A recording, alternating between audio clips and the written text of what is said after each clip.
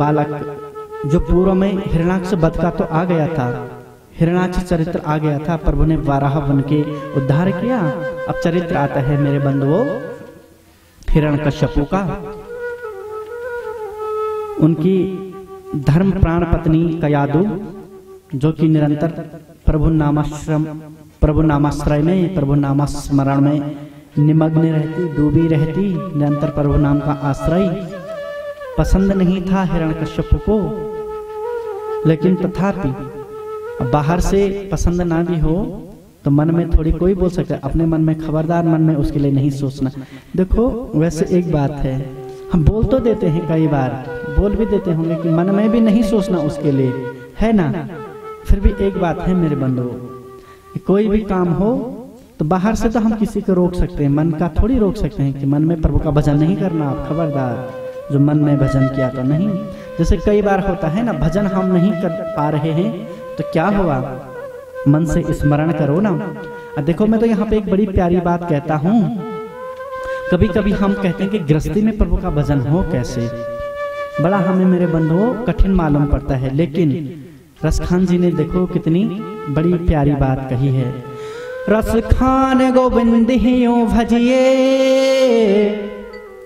जिमिनागर को चितगागर में। अतिरिक्त मेरे बंधुओं आपको कुछ नहीं करना है, रसखान जी कह रहे हैं अतिरिक्त आपको कुछ नहीं करना है। जैसे युवतियां शहरों में हम देखते हैं मेरे बंधुओं, पानी के लिए जाते हैं ना, तो पहले क्या था, अब तो घर घर में पानी है, तो पहले मटकियां सिर पे रख के जाती थी कुएं पे हमारी माताएं बहनें। अब भी कई गांव ऐसे हैं, जो लोग नीचे प्लेन्स में रहते हैं उन्हें पता है कि जहां पानी ही इतनी दूर होता है, कहीं 1 किलोमीटर कहीं 2 किलोमीटर, और आज भी वो लोग मेरे बंधु वहां से ले लेके पानी लाते हैं बड़ी दूर, 1-2 किलोमीटर जाके। ऐसे ऐसे भी गांव हैं, आज भी हैं। तो युवतियां क्या करती मेरे बंधुओं कि पानी लेने जाती मटके को लेकर, और एक मटका नहीं, कभी कभी तो 2-2, 3-3 मटके भी सिर में रख के वो पानी लाते हैं। ये मैंने देखा है अपनी आंखों से, आप में से कई लोगों ने देखा भी होगा। 2-2, 3-3 मटके, और हाथ से पकड़ती और नहीं है। बड़ी उसकी बात तो यह है, हाथ से पकड़ेंगे नहीं, और पूरी घर गृहस्थ की बातें करती हुई आती हैं। अकेली तो जाएंगे क्यों, माताएं बहनें अकेली थोड़ी कहीं जाती हैं, साथ में जाती हैं, घर गृहस्थ की बातें करती हैं। मटके रखे हैं सर में 1-2-3, हंसती हैं, बोलती हैं, गाती हैं, लेकिन मटका गिरता नहीं है। क्यों? क्योंकि चित्त कहाँ है। यद्यपि बातें मेरे प्रभु संसार की चल रही है, तथापि जो मन है ना वो मटकों में है, मन मटकों में है।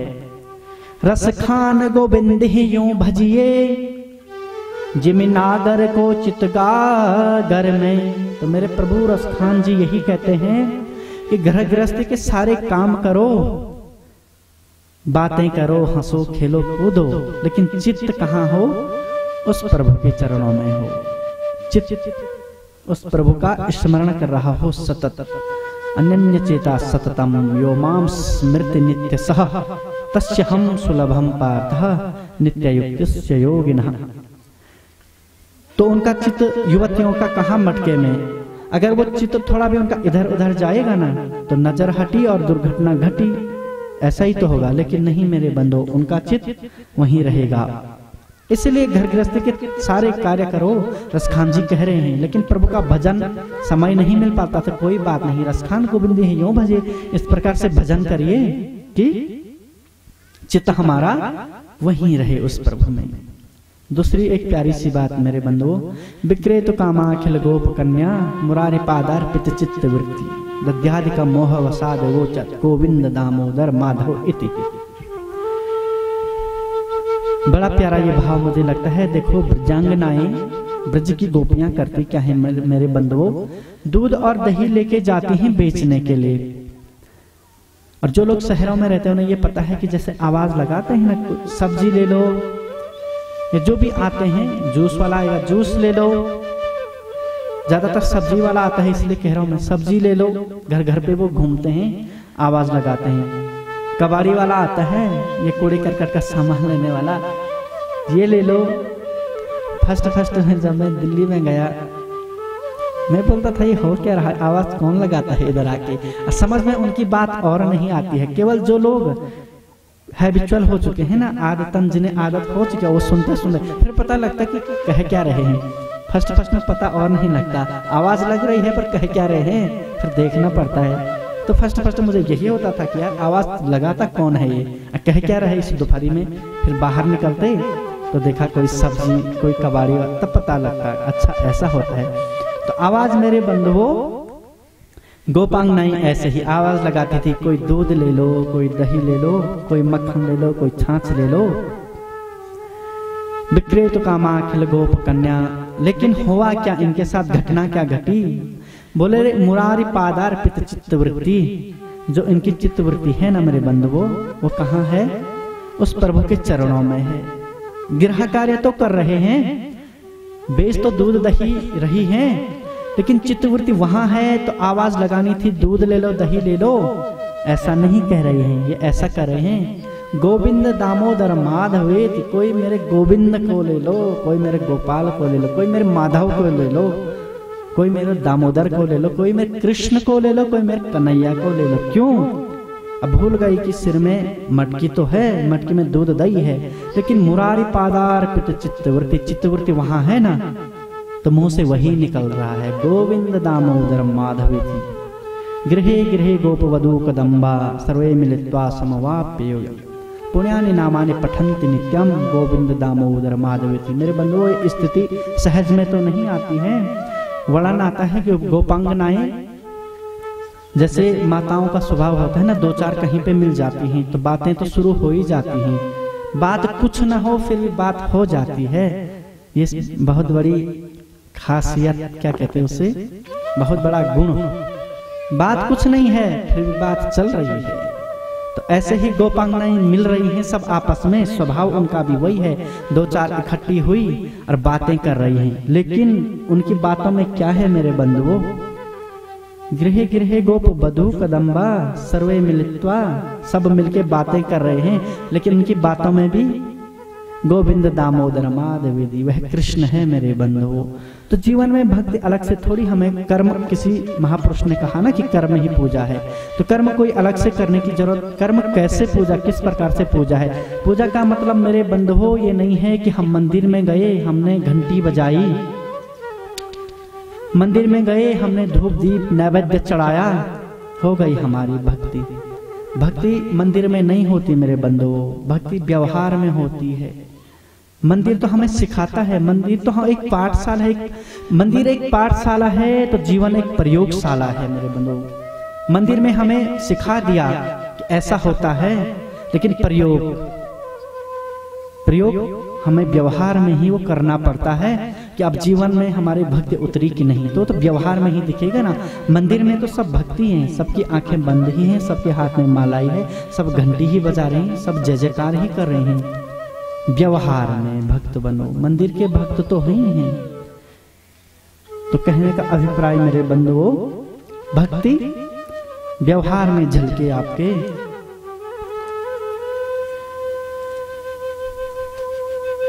तो ऐसे ही मेरे बंधुओं माँ कयादु का जीवन, चार भाई प्रहलाद जी सबसे छोटे हैं, भक्त प्रहलाद मेरे बंधुओं, छोटा सा बालक है,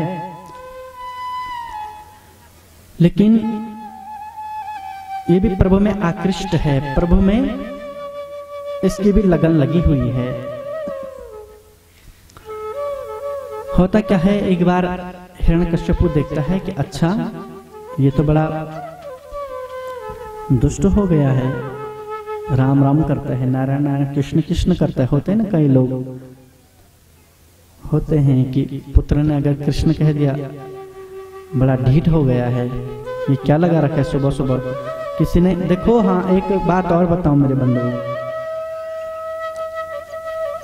बात बड़ी सिंपल सी है, छोटी सी है, लेकिन मेरे लिए बहुत बड़ी है। इसलिए बड़ी है, मैं देखता हूं कभी कभी हम मंदिर में बैठते हैं, कभी कभी हम मंदिर में बैठते हैं, किसी तीर्थ में हमें वास मिला होता है, मैं कई बार देखता हूँ। मैंने बद्रीनाथ जी में भी ये देखा कि बद्रीनाथ जी में मैं गया तो दुकान में फिल्मी गाने चल रहे हैं साहब,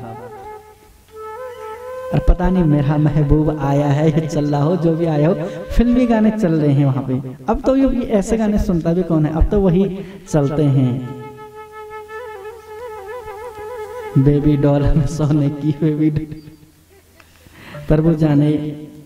कई गीतों के अर्थ हमें समझ में नहीं आते। एक बार मैंने एक भाई से कहा कि वो पता नहीं क्या था, चिट्टियां कलैया क्या था। मैंने कहा, वो सुन रहा था बार बार, गोपेश्वर हॉस्पिटल की बात है, मेरी समझ में। मैंने कहा भाई साहब सुन तो रहे हो पर क्या समझ भी रहे हो, इसका अर्थ है क्या, क्या है इस गाने का अर्थ? दिल में दर्द डिस्को फटी खिसको, इधर से खिसको मेरे बंधु, डिस्को करना है तो प्रभु के पंडाल में करो, समझ नहीं आती है। तो मैं कह रहा था कि बद्रीनाथ जी में कभी कभी मैं सुनता हूँ, हम जाते हैं, प्रवेश किया, अपेक्षा तो होती है कि प्रभु का वह मधुर नाम कानों में जाएगा, लेकिन प्रवेश किया तो फिल्मी गाने चल रहे। हाँ सच्ची बात है, ऐसे वृंदावन में भी कई बार मैं देखता हूँ, कई बार नहीं, बहुत बार ऐसा। लेकिन मैं बात केवल इतनी कह रहा था कि मैं अभी घर को आ रहा था तो हरिद्वार में, अब इसे अन्यथा नहीं लेना मेरे बंधुओं, केवल मैं इसलिए मुझे अच्छा लगा कि सुलभ शौचालय होता है वहां पे, जो आदमी बैठा होता है ना पैसे के लिए, माँ बहनों को जो इधर के हैं उन्हें नहीं पता होगा, मतलब टॉयलेट है और वहां पे एक ही ड्यूटी रहती है, वो पैसे लेता है जो भी अंदर जाए। तो सुबह सुबह आदमी बड़ी तन्मयता के साथ टीवी पे मेरे बंधु उसने भजन चला रखा है और सुन रहा है। तो मैं रहा, और जितनी भी देर में रहा तो मेरे मन में ये चिंतन चलता रहा कि एक आदमी, यद्यपि उसको ड्यूटी क्या मिली है, लेकिन उसने अपनी ड्यूटी को किस तरीके से ब्यूटी बनाया है, उससे सीखो मेरे बंधु। भजन सुन रहा है, तो मैं कहता हूँ वो बैठा कहीं भी हो, उसका वह प्रातः काल की बेला, उसकी वो संध्या वंदन ही चल रही है। बाहर से हमें लगता है कि आदमी इसके अंदर बैठा है तो बड़ी गलत जगह बैठा है ये तो, लेकिन जब मैंने देखा उसका भाव, अरे ये तो भजन में है, तो उसके लिए वहीं पे जहां राम वहां अयोध्या। तो कहने का मतलब महत्वपूर्ण ये नहीं कि हम कहां पे हैं, महत्वपूर्ण ये नहीं कि हम कहां पे हैं, हमारा तन कहां पे है, महत्वपूर्ण है कि हमारा मन कहां पे है। फिर भेजा है हिरण्यकश्यप ने शुक्राचार्य जी के जो 2 बालक थे संडात्मक, उन्हें बुलाया, बोले कि इस बालक को ले जाओ प्रहलाद जी को और इसे आसुरी शिक्षा दो। आसुरी शिक्षा का मतलब वही कि जहां गौ माता दिखे गौ मां को मारो, साधु संतों का अपमान करो। माँ नहीं मात पिता नहीं देवा, माँ नहीं मात पिता नहीं देवा, माँ नहीं मात पिता नहीं देवा, माँ नहीं मात पिता नहीं देवा, साधु ने सन करवा वही सेवा, साधु ने सन करवा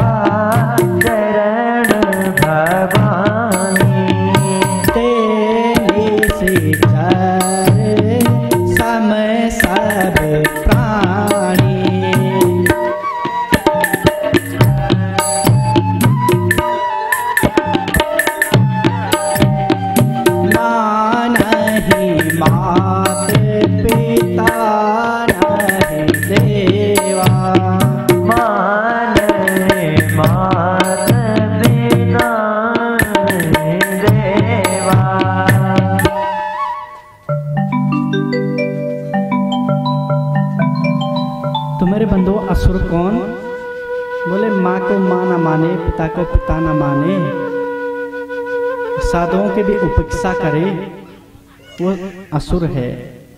तो ऐसे ही प्रहलाद, हिरण्यकश्यपु ने भेजा प्रहलाद जी को, असुर बालकों से कहा कि इन्हें असुर गुरुओं को कि इसे आसुरी शिक्षा दो। तो मेरे बंधुओं, प्रहलाद जी गए हैं, फिर जब वापस आए हैं कुछ दिन बाद, तो उन असुर बालकों को पूछा है गुरुओं को कि आपने आसुरी शिक्षा दे दी प्रहलाद को? बोले हाँ हाँ, आपने कभी प्रभु का नाम नहीं लेगा। हिरण्यकश्यपु बड़ा प्रसन्न हुआ, प्रहलाद जी को गोदे में लिया, बोला बेटा बोल क्या सीखा है तूने? प्रहलाद जी मेरे बंधुओं कहते हैं, तत्साधु मन्ये सुरवर्य देहिनाम सदा समुद्विग्न दयाम सदग्रहात् हित्वात्मपातं गृहमन्दकूपं वनं गतो यत् हरिम् आश्रयेत्। तत्साधु मन्ये सुरवर्य देहिनाम सदा समुद्विग्न दयाम सदग्रहात् हित्वात्मपातं गृहमन्दकूपं वनं गतो यत् हरिम् आश्रयेत्। बोले हे पिताजी, मैंने सीखा है ना, बड़ी अच्छी बात, बड़ा खुश हुआ कि आसुरी शिक्षा सीख के आया है। बोले क्या सीखा बेटा, बताओ ना। बोले पिताजी, मैंने ये सीखा है कि जो यह गृहस्थी है ना, गृहमंद कूपम, बोले ये संसार उस कूप के समान है कि जैसे कुआं हो और उसके ऊपर से थोड़ा सा घास फूस कुछ डाल दिया हो मेरे बंधु, पत्तियां काट के डाल दी गई हों, और हम चल रहे हों रास्ते से और हमें ये लगे कि बड़ा अच्छा रास्ता है, और हम गए उन पत्तों के ऊपर और कुएं में, हमें लगा तो ये था बड़ा सुंदर रास्ता है, बढ़िया मखमली दूब इसमें जमी हुई है, लेकिन बोले कि हमें वो नीचे का कुआं नहीं दिखा। हमने जैसे पैर रखा, हित्वात्मपातं गृहमंद कूपम, यह उस अंधकूप के समान है, हम उसमें गिरे और राम नाम सत्य। बोला ऐसा ये संसार है और इससे निवृत्ति का एक उपाय है, इससे बचने का कैसे, इस कूप में हम गिरने से बचें। बोले बनम गतो यद हरिम आश्रयेत्, बोले वन में जाओ पिताजी, अब प्रभु का भजन करो, छोड़ो ये राजपाट, उम्र हो गई है अब। बड़ा गुस्सा आया, जमीन पे पटका, बोले ये सीख के आया है तू, ये कोई आसुरी शिक्षा है क्या? बुलाया गुरुपुत्रों को, बोला कि खबरदार, आपने सुना इसने क्या कहा, ले जाओ और दोबारा अगर उस कृष्ण का नाम, उस नारायण का, उस हरि का नाम लिया ना, उस विष्णु का नाम लिया ना इसने, बोले इसे नहीं, आपको मैं मारूंगा, जान से मारूंगा, ले जाओ दोबारा इसे शिक्षा दो। और आसुरी शिक्षा क्या होती है, अच्छी प्रकार से इसे सिखाओ। पुनः मेरे बंधु भक्त प्रहलाद गए हैं, सिखाया है खूब, असुर गुरुओं ने जोर लगाया है, उन्हें ये लगा तो अब तो बढ़िया हो गया, ये भूल गया उस विष्णु को, अब तो लगता है राजा हमें इनाम देंगे, बहुत बढ़िया आप सिखा के लाए हो हमारे बच्चों को, बढ़िया शिक्षा दी है। तो जब वापस लेके आए, गुरुपुत्रों ने कहा हे महाराज, अब तो हमने निष्णात बना दिया है, परफेक्ट कर दिया है आसुरी शिक्षा में, आपका बेटा बिल्कुल आपके जैसे बनेगा, गौ माता को मारने वाला, संतों का अपमान करने वाला, माँ बाप को कूटने वाला, ऐसा ही बना दिया हमने, बिल्कुल परफेक्ट हो गई है शिक्षा। बड़ा प्रसन्न हुआ है हिरण्यकश्यपु, बोले बहुत अच्छा, बालक प्रहलाद को गोदी में मेरे बंधुओं लिया है। बोलते हैं बेटा क्या सीख के आए हो, जरा हमें भी बताओ ना। उसे अपेक्षा थी, उसे आशा थी और उम्मीद थी और विश्वास था कि कोई आसुरी बात ये करेगा कि पिताजी मैंने ये सीखा है, लेकिन मेरे बंधुओं कहते हैं कि प्रहलाद जी बोलते हैं पिताजी, श्रवणम कीर्तनम विष्णु स्मरणम पाद सेवनम अर्चनम वंदनम दाशम साख्यम आत्म निवेदनम। हे पिताजी मैं तो ये सीख के आया हूँ, जगत तो नश्वर ही है, लेकिन उस प्रभु का भजन करो। और उस प्रभु की जो भक्ति है ना, बोले 9 प्रकार से पिताजी होती है। नवदा भक्ति, प्रथम भगति संतन कर संगा, दूसरे रति मम कथा प्रसंगा, श्रवणम कीर्तनम विष्णु स्मरणम पाद सेवनम। बोले पिताजी सर्वप्रथम उस प्रभु के पावन नामों का श्रवण करो, उस प्रभु के मंगलमय नामों का कीर्तन करो, उस प्रभु का पाद सेवन चरण सेवा करो।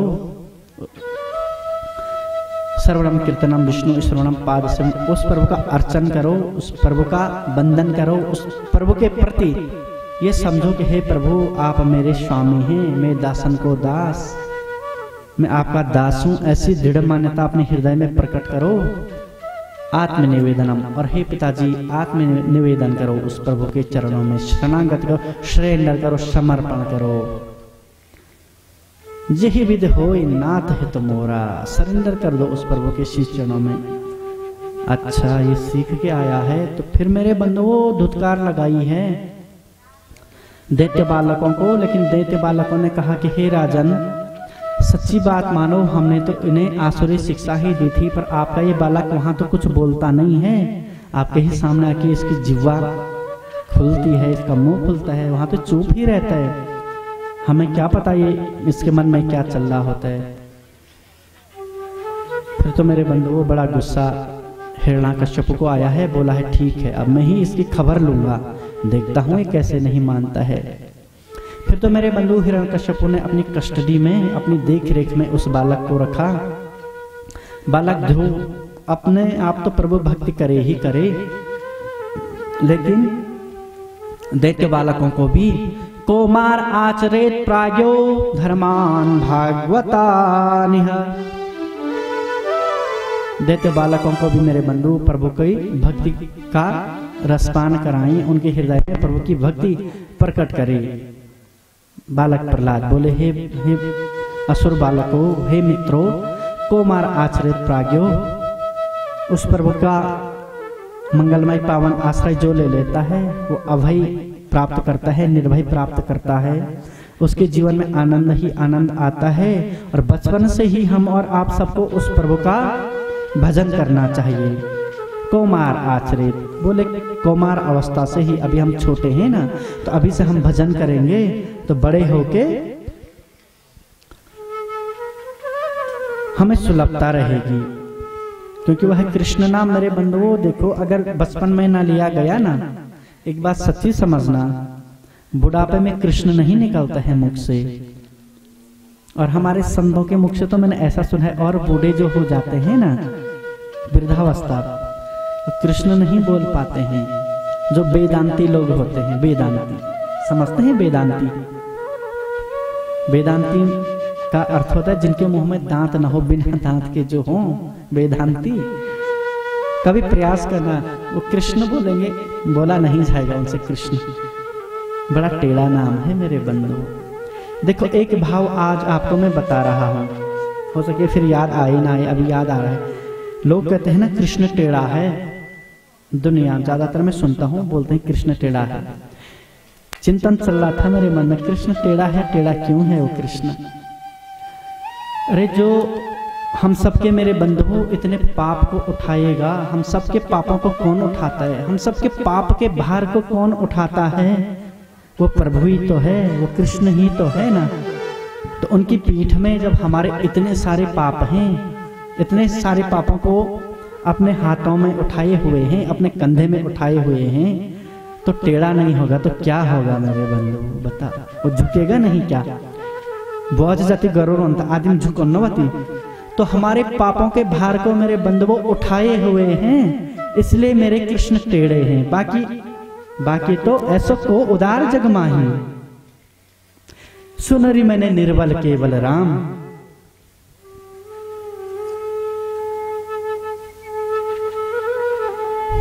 क्षण भंगुर जीवन की कल का कल प्रात को जान खिली न खिली, मलिया गिर की सच शीतल मंद सुगंध समीर चली न चली। कल काल कुठार लिए फिरता तन नम्र पे चोट झिली न झिली, हरि नाम तो जप ले हरि रसना, फिर अंत समय में हिली ना हिली। इसलिए मेरे बंधुओं, कौमार आचरित प्राज्ञ, बोले हे बालकों, हे मित्रों, हमें कौमार अवस्था से ही, बचपन से ही उस प्रभु का दृढ़ नामाश्रय लेना चाहिए। फिर तो मेरे बंधुओं, हिरण्यकश्यप तक जब ये बात पहुंची है कि आपका बालक तो अभी भी नारायण नारायण करता है, कराता भी है, बड़ा गुस्सा आया। बालक प्रहलाद को अपने सामने उपस्थित करवाया, मंगवाया, आंखें चौड़ी की, लाल, तलवार दिखाई। क्रोधस्य यस्य त्रैलोक सहेश्वरा, तस्य मे भूतवन मूढ़ो शासनम किम बलो त्यगः। बोले जिस हिरण्यकश्यप के बल से, हे दुष्ट बालक, तुझे पता है जिस हिरण्यकश्यप की डर से क्रोधस्य यस्य त्रैलोक सहेश्वरा, बोले क्रोधस्य यस्य कंपन्ते त्रैलोक सहेश्वरा, जिसके डर से तीनों लोकों के जो अधिपति हैं ना, वो भी कांपते हैं, जो दिक्पाल हैं वो भी कांपते हैं। तो एक छोटा सा बालक, किसके बल पे तू मेरी अवज्ञा कर रहा है? किसके बल पे तू मेरा कहना नहीं मान रहा है? जब मैंने कहा है कि तू उस विष्णु का नाम मत ले, उसका नाम लेना छोड़, तो ऐसा कौन सा बल है जिसके बल पे तू मेरी अवज्ञा कर रहा है, जिसके बल पे तू मेरी उपेक्षा कर रहा है? तू जानता है मुझे, मेरी तलवार को जानता है, किसके बल पे?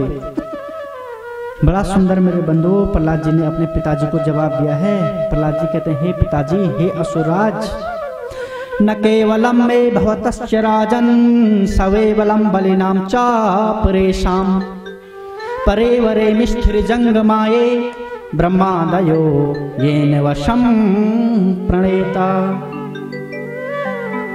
बोले हे पिताजी, न केवलम मैं भवतश्च, रहे असुरराज, मैं जानता हूं बड़े बलशाली आप हैं, लेकिन मेरे पास एक बल है। आप पूछ रहे हैं ना किसके बल से मैं आपकी अवज्ञा करता हूं? न केवलम मैं भवतश्च राजन, केवल मेरे ही पास उसका बल नहीं है, अपितु ब्रह्मादयो येन वशम प्रणेता।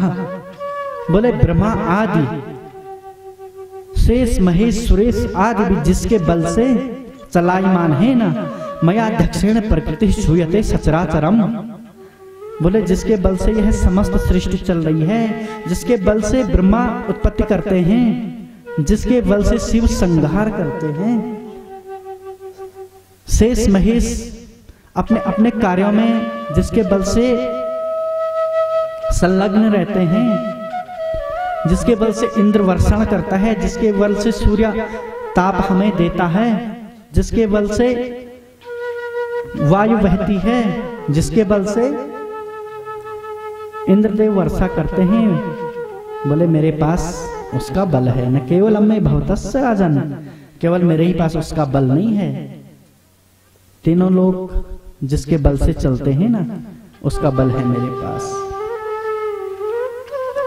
फिर तो मेरे बंधुओं, बड़ा गुस्सा हिरण्यकश्यप को आया है, आदेश दिया है कि अब इस बालक को तरह तरह की प्रताड़ना दी जाए, जिससे वो इस विष्णु का नाम न ले सके। फिर तो आपको पता ही है क्या हुआ है, लेकिन मेरे बंधुओं, बीच में दैत्य बालकों ने पूछा है प्रहलाद जी से, बोले हे प्रहलाद जी, हमारी उम्र तो एक समान है, बराबर भी है, फिर भी आपको इतनी सारी बातें कहां से पता है, इतना ज्ञान आपको कहां से हो गया है?